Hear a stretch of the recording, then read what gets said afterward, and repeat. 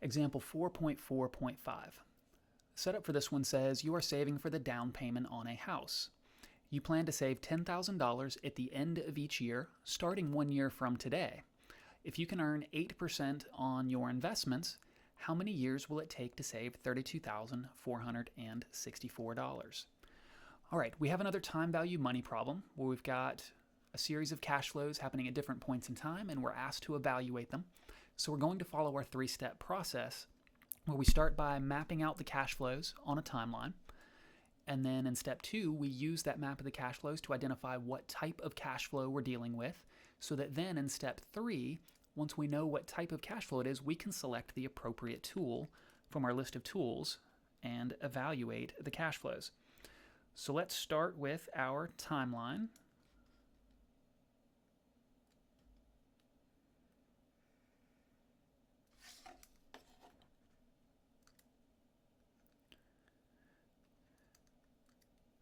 All right, so with this one at time period 0, or today, we don't have any cash flow happening because we're going to make our first $10,000 deposit in our savings account at the end of this year, so 1 year from today. But then we're going to make that same $10,000 deposit at the end of every year until we have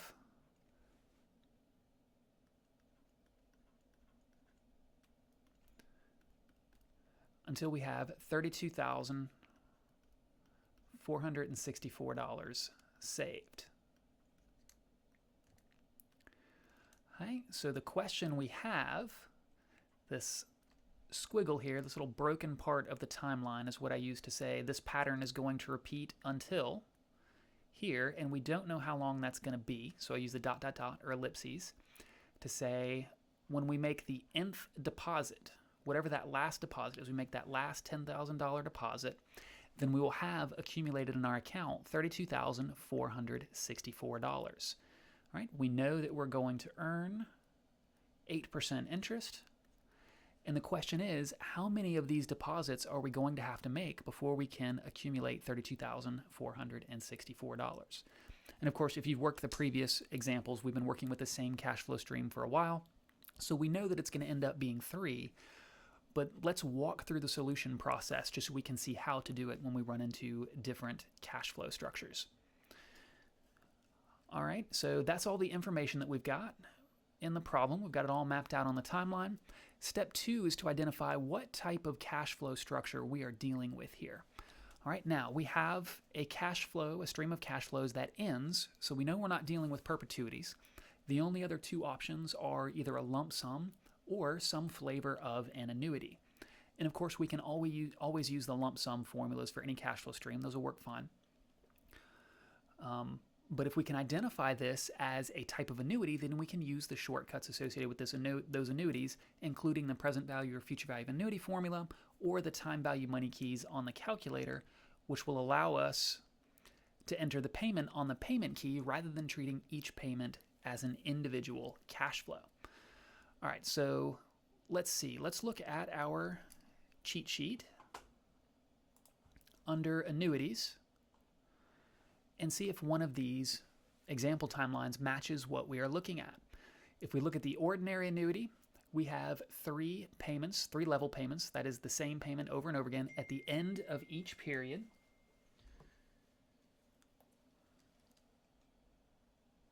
Which looks an awful lot like the cash flow that we are dealing with. If we look at the annuity due, which is the other option with a level cash flow, then we have the 3 payments at the beginning of each period, so starting today. Well, in this particular example, we're making the deposits at the end of each period, so we're in fact dealing with an ordinary annuity. All right, so we know it's an ordinary annuity.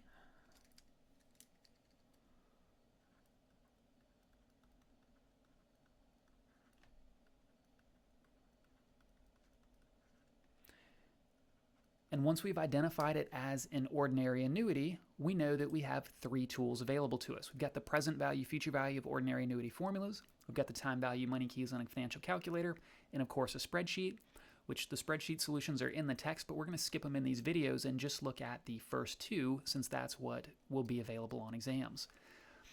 Okay, and I say we're going to look at the first two. With this one, I'm actually going to skip the present value, future value of annuity formula, and we'll set it up and see why here. The solution's actually in the text, but let's just see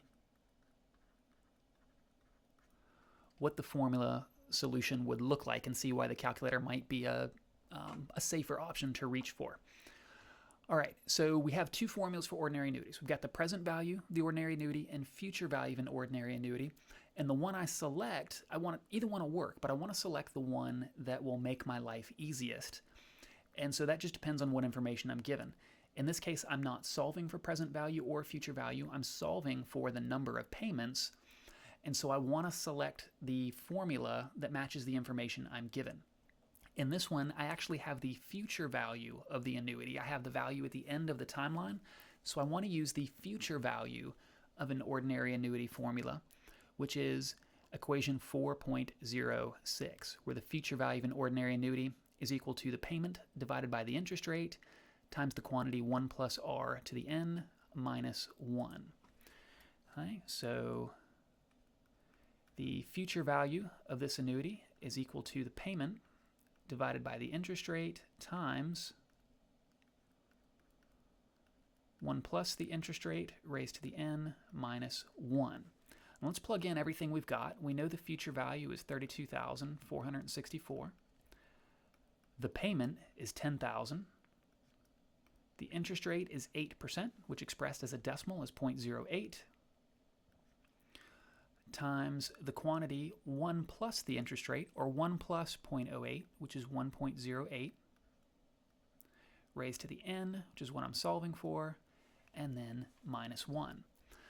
Okay, so now if I'm going to use algebra, I've got to solve for that n, which isn't a difficult process necessarily, but it does involve using a trick that you probably haven't run into since you've taken either a high school or college algebra class, and that is once we get n almost by itself on one of the sides, we've just got 1.08 raised to the n, we would have to take the log of both sides, which will pull that n out of the exponent and multiply it out front, and then we can solve for it that way. That's just not a trick that we run into a lot. You're welcome to review the text. That solution is in there. But I just imagine that's going to be less than familiar with most folks, and most people are going to reach for the calculator right away. So let's just go ahead and look at the time value money solution for this one, where we've got our time value money keys as they are. From left to right, I will write them vertically: N, I over Y, PV, PMT, and FV. Okay, N is what we're solving for in this case, so we're going to put a question mark there. I over Y is the interest rate. That's 8% in this problem, and the I over Y key is expecting a percentage, so we put in 8 instead of 0.08. Present value is, I'm actually going to record a 0 there. Not because the present value of this annuity is 0, but because since I'm solving for something else, I'm solving for the N in this case, what actually goes on the payment keys, the PV, or the cash flow keys rather, the PV, the PMT, and FV are our 3 cash flow keys. What we record on those are the actual cash flows as they happen on the timeline. So for this problem, there's no cash flow at time period 0. I don't make my first deposit until 1 year from today. So my first cash flow is that first $10,000 deposit. Since there's no cash flow at time period 0, I'm going to record a 0 there. Payment is $10,000. And then future value is $32,464. Now, with these cash flows, I need to be very careful about telling the calculator what the relative direction of these cash flows are. I need to pick a perspective to track the direction of the cash flows from and then stay consistent with it throughout the problem.